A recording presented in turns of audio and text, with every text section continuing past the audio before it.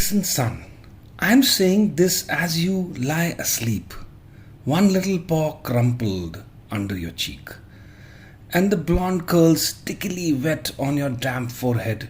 I have stolen into your room alone. Just a few minutes ago, as I sat reading my paper in the library, a stifling wave of remorse swept over me. Guiltily, I came to your bedside. There are things which I am thinking, son. I had been cross to you. I scolded you as you were dressing for school because you gave your face a mere dab with a towel.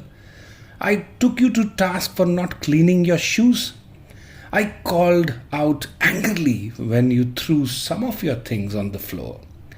At breakfast, I found fault too. You spilled things. You gulped down your food. You put your elbows on the table. You spread butter too thick on the bread. As you started off to play, I made for my train. You turned and waved a hand and called, "Goodbye, Daddy." And I frowned and said in reply, "Hold your shoulders back." Then it began all over again in the late afternoon. As I came up the road, I spied you down to your knees playing marbles. There were holes in your stocking. I humiliated you before your boyfriends by marching you ahead of me to the house. Stockings were expensive, and if you had to buy them, you would be more careful. Imagine that. Imagine that from a father. Do you remember later, when I was reading in the library, you came in timidly with sort of a hurt look in your eyes? I glanced over my paper, impatient at the interruption. You hesitated at the door. "What is that you want?" I snapped. You said nothing, but ran across in a tempestuous plunge, threw your arms around my neck and kissed me. Your small arms tightened with affection that God had set blooming in your heart, which even the neglect could not wither.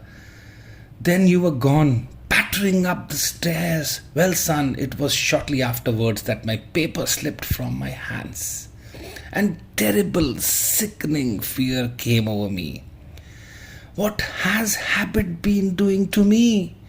The habit of finding fault, of reprimanding. This was my reward to you for being a boy.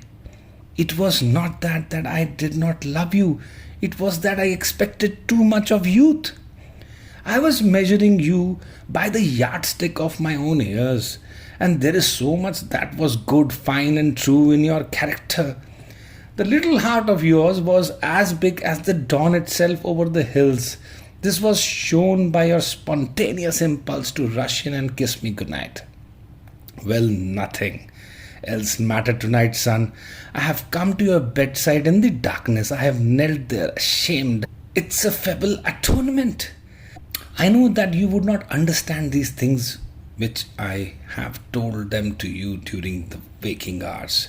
But tomorrow I'll be a real daddy. I will chum up with you and suffer when you suffer and laugh when you laugh. I will bite my tongue when impatient words come. I will keep saying as if it were a ritual, "He's nothing but a little boy, a little boy."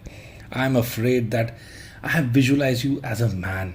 Yet I see you now, son, crumpled in and weary in your cot. I see that you are still a baby. Yesterday you were in your mother's arms, your head on her shoulder.